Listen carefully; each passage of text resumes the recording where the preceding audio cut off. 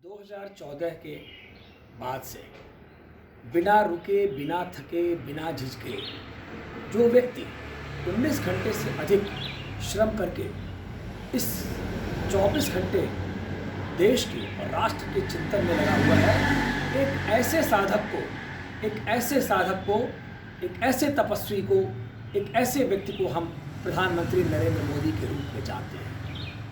एक ऐसा व्यक्ति जिसने सिर्फ और सिर्फ एकाग्रचित साधना करते हुए किस प्रकार से इस राष्ट्र गौरव को बढ़ाया जाए, किस प्रकार से इस देश का उत्थान किया जाए, उस पर चिंतन करते हुए 2 बार सरकार बनाई और अब 2024 में तीसरी बार चुनाव में उनका समर्थन होना सुनिश्चित हो रहा है और जनमानस, जनभावना उनको आगे बढ़ाएगा। निश्चित तौर पर 2024 में सरकार बनती हुई दिख रही है। संघर्ष बहुत है, लेकिन फिर भी जिस प्रकार से जन भावना का सम्मान करते हुए प्रधानमंत्री नरेंद्र मोदी जी ने एक राम मंदिर का निर्माण किया, जो एक असंभव कार्य था, जिसको 150 सालों तक न्यायालयों के माध्यम से या किसी प्रकार से सांप्रदायिकता के माध्यम से ब्रिटिश हुकूमत ने एक ऐसी लकीर खींची थी जिस लकीर लक्ष्मण रेखा को पार कर पाना असंभव था, उसको संभव करके दिखाने का काम प्रधानमंत्री नरेंद्र मोदी जी ने किया।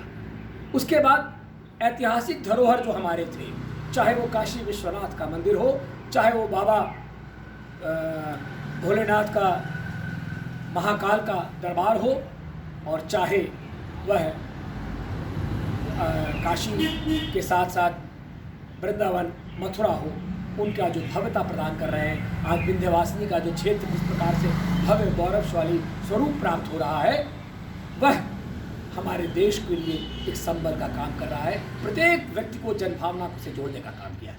दूसरा, जो नारी का सम्मान, महिला सशक्तिकरण के तहत प्रधानमंत्री जी का बराबर संदेश है और उन्होंने उसको अपने बजट से भी और प्रदेश के बजट से भी ये करके दिखाने का काम किया कि वह सिर्फ मुंह से कह नहीं रहे हैं, वह उस पर निरंतरता से काम कर रहे हैं और एक ऐसा स्वरूप, इस देश का जो सबसे शक्तिशाली पद है, राष्ट्रपति का पद, उस पर उन्होंने जिस प्रकार से नारी सशक्तिकरण का सम्मान करते हुए, महिला सशक्तिकरण का सम्मान करते हुए वहाँ मुर्मू द्रौपदी जी को वहाँ स्थापित कराया, यह निश्चित तौर पर एक बहुत बड़ा संदेश है पूरे देश और पूरे विश्व के लिए।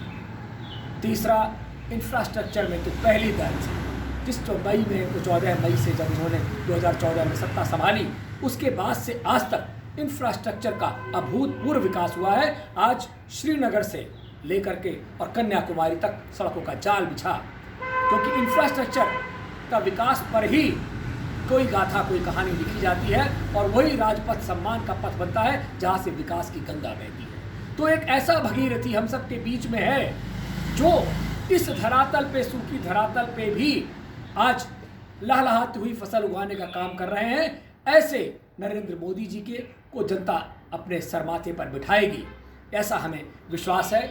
और जो स्वप्न उन्होंने देखा है उस पर निरंतरता से काम कर रहे हैं। युवा उनके साथ सहयोगी बनेगा। आत्मनिर्भर भारत की जो आधारशिला इस तपस्वी, इस योगी ने रखी है, इस साधक ने रखी है और इस भगीरथी ने रखी है, प्रधानमंत्री नरेंद्र मोदी ने। मुझे लगता है कि उस आधारशिला पर चल के, चाहे रक्षा का कवच पहनने की बात रही हो, चाहे देश में पाकिस्तान की विदेश नीति की बात रही हो, चाइना जैसे देश की बात रही हो, उस पर भी हम पूरी तरह सफल बैठे हैं। मुझे लगता है कि इन 5 बिंदुओं पर 2024 में पूरी तरह से प्रधानमंत्री नरेंद्र मोदी की वापसी होगी और एक सशक्त रूप से वापसी होगी। इससे भी ज़्यादा मतों से और ज़्यादा संख्या में उनके सांसद जीत के आएंगे, सरकार बनेगी। जय हिंद, जय भारत।